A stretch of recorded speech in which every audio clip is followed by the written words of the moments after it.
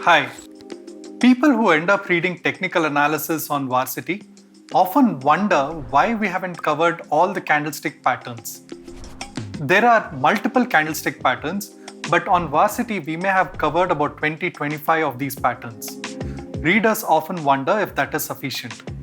Further, after reading through the technical analysis module, they also wonder why we haven't discussed price action in particular. In this video, I'll try and address both these points.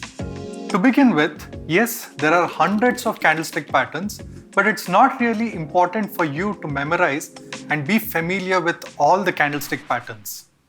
What is really important is for you to understand the price action that is brewing in the chart and try and make sense of it. Yes, knowing the specific name of the pattern helps you relate to the chart better, but it's not really necessary.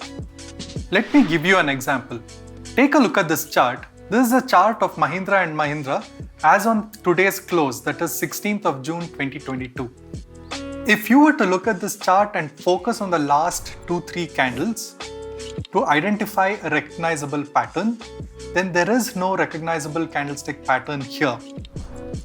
Even if there is a recognizable pattern, I'll be frank, I don't know what pattern that is.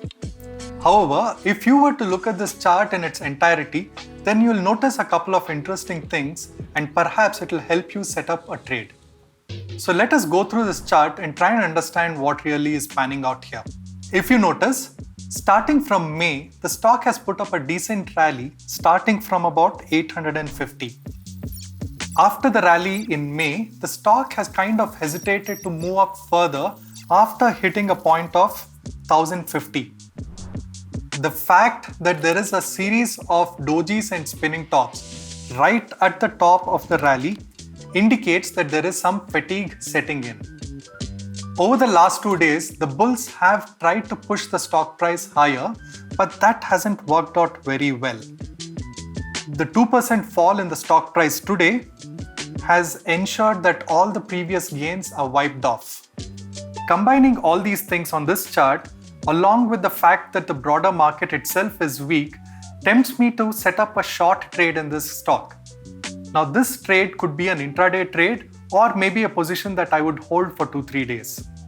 All that I'm trying to demonstrate here is that while I don't know what particular pattern I'm looking at, I can still go ahead and devise a trade just based on my understanding of candlestick patterns. Remember, candlestick pattern itself is a manifestation of the price action, so you need not have to go looking for price action separately.